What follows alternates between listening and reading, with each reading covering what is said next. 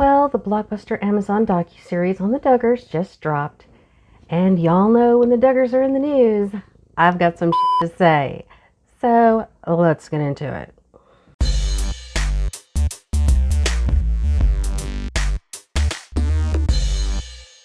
Hi folks, and welcome to my channel. If you're new here, my name is Delaney. I'm a true crime writer and all-around murder nerd. And normally on this channel, I like to take deep dives into terrible cases. But this one's gonna be a little different. So those of you who have been following me since the beginning, thank you.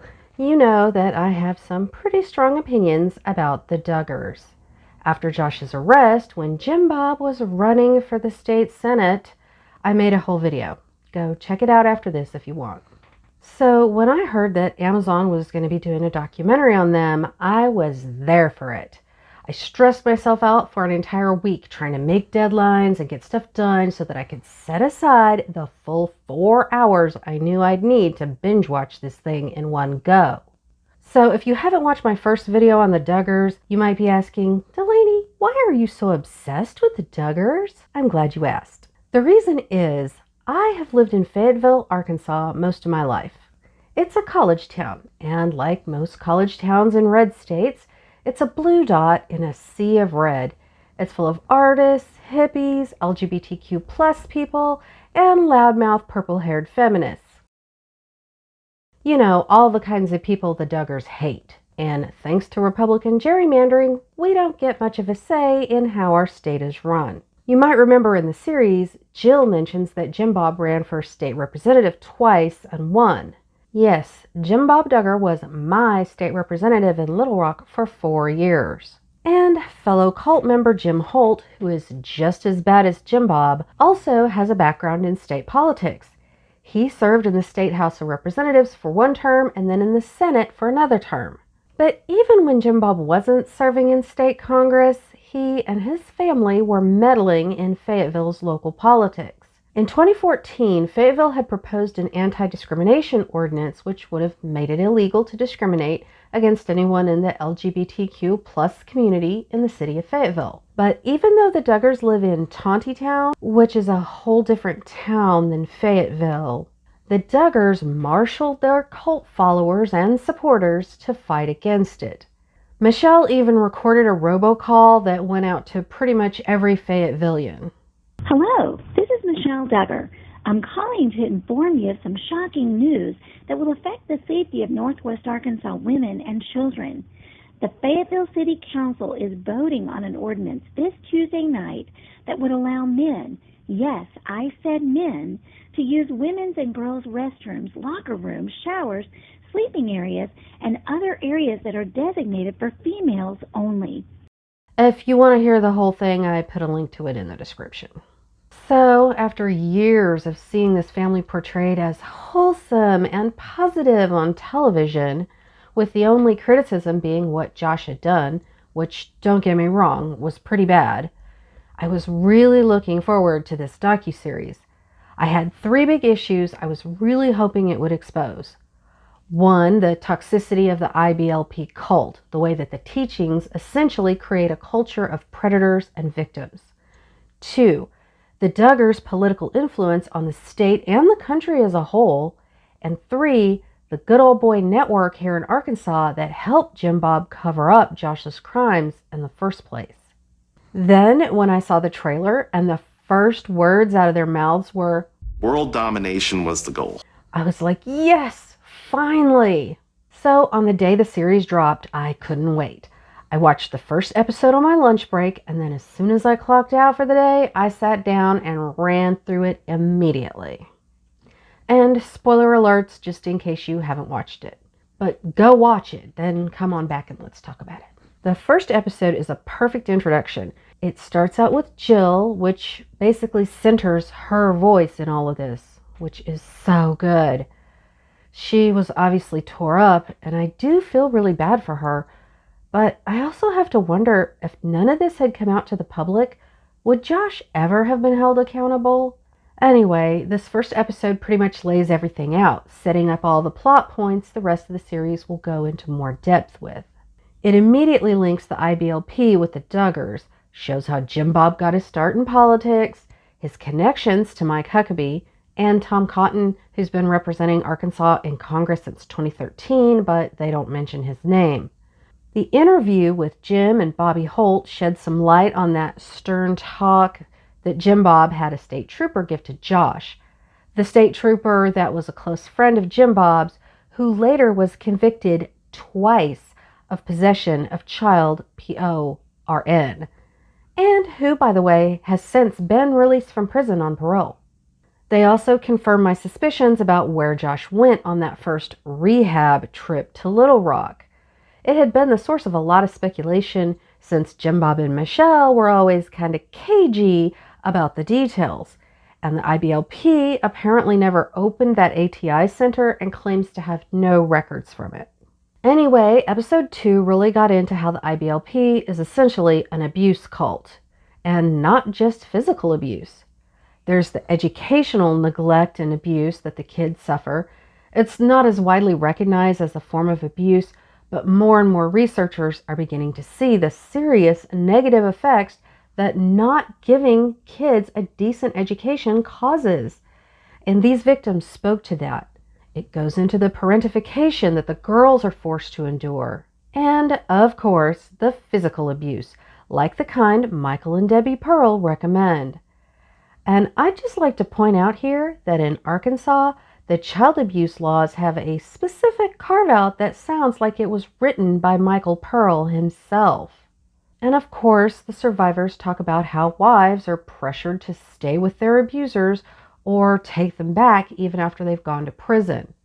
This is also what's known as a covenant marriage, which is basically a fundamentalist type of religious marriage where divorce is off the table no matter what. So when you see legislation being proposed that has this term covenant marriage, run. It's also in this episode when Jill reveals that when her abuse went public, Jim Bob brought on Chad Gallagher, Mike Huckabee's publicist, to do damage control. So there's that. Episode 3 was the real meat of the series. It went into 2 main themes: the child exploitation, including the exploitation of the Duggar girls on the show, and the IBLP's goal of world domination. So while the last episode went into the abuse that was going on in their private homes, this one gets into the institutional abuse that a lot of kids suffered at the ATI training camps. There was the child labor, working 15 and 16 hours a day, providing free labor for the cult, being locked in closets for hours or days at a time, and all the mental and emotional abuse they instilled in these kids. They didn't go into it as much in this episode, but there was a lot of other abuse going on in these camps as well, physical and sexual. But I also want to add here that the ATI weren't the only ones. When I was a teenager in the 80s, yes, I know I'm old, I remember a lot of similar biblically based camps for troubled youths that operated in a lot of the same ways. Some of these have been called pray away the gay camps, and that's true, but gay kids weren't the only ones who got sent to these torture camps. Listening to the wrong kind of music, wearing the wrong kind of clothes, getting caught smoking, or any other normal teenage rebellion could get you sent off to these places. And since there weren't actual licensed counselors there, and there was no oversight, since it was religious, these places were lousy with abuse. Literally, just Google Christian youth camps abuse. Anyway, that's a bit of a tangent. This episode is also where they get into how Bill Gothard and his brother Steve, which I did not know about, sexually harassed and assaulted teen girls for decades, and how the IBLP covered it up and protected him. Until they couldn't anymore, and they had to kick him out twice, once on paper, and then by physically throwing him out of the building.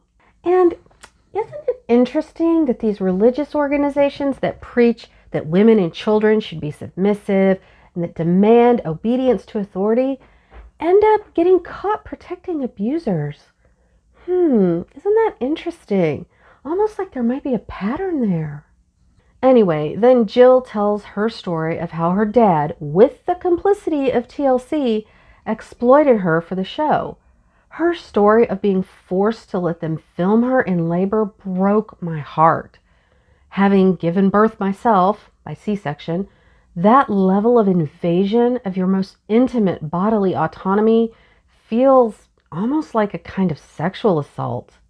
And it really highlights how we need some real child labor laws for every child who appears on camera on any platform, including and especially YouTube, which is a whole other can of worms.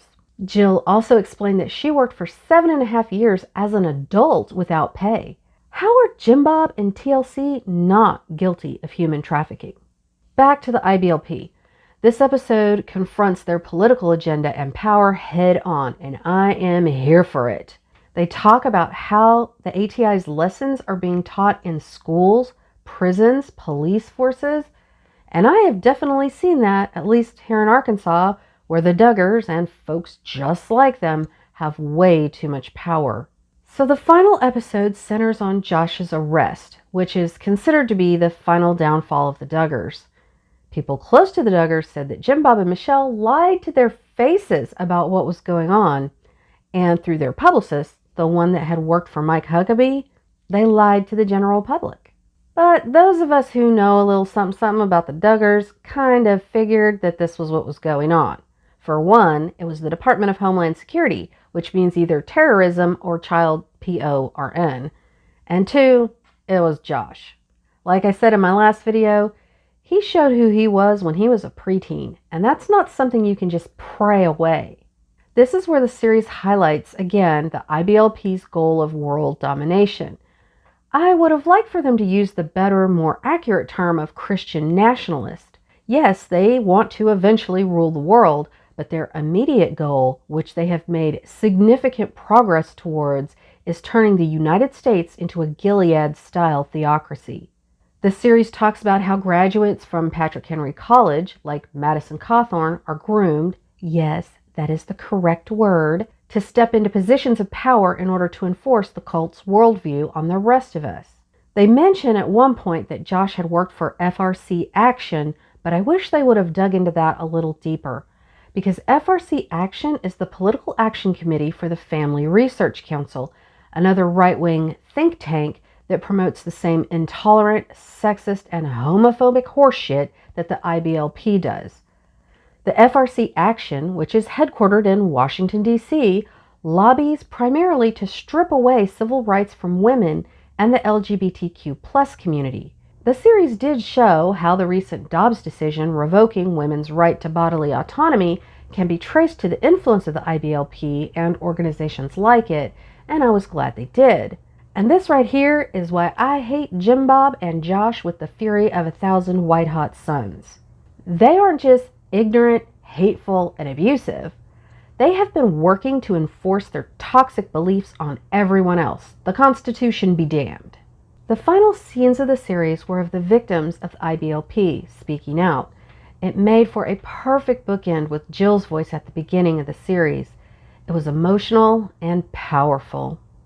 So, in conclusion, the series did an excellent job exposing the toxicity of the IBLP and the way it produces monsters like Josh. Did it address the 3 issues I wanted it to? The toxicity of the cult, the extent of the Duggars' political influence, and the good old boy network that protected him? It definitely did a great job showing just how toxic and abusive the cult is, and it acknowledged some of the extent of the Duggars and the IBLP's political influence.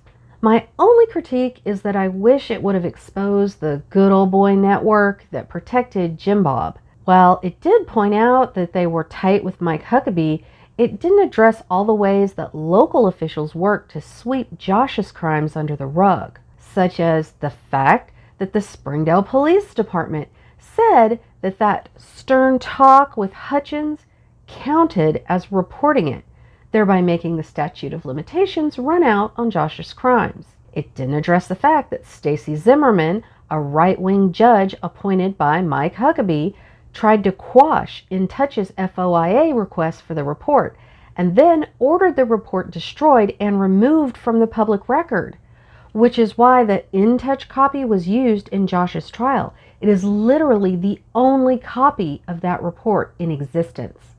It also didn't mention that even though a court of law said the Springdale PD was not at fault for inadvertently revealing the girls' names, the Springdale police chief, Kathy O'Kelly, was forced to resign over it. And it didn't mention that Mike Huckabee's daughter, former Trump liar-in-chief Sarah Huckabee Sanders, is now the current governor of Arkansas.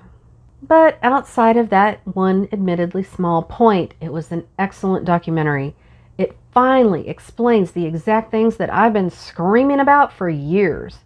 Most importantly, it was told from the point of view of the victims of Josh, Jim Bob, and the IBLP, which is the story that really needed to be told.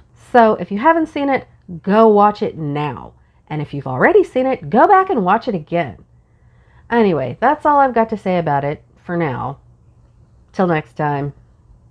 If you enjoyed this video, please give it a like and subscribe for more.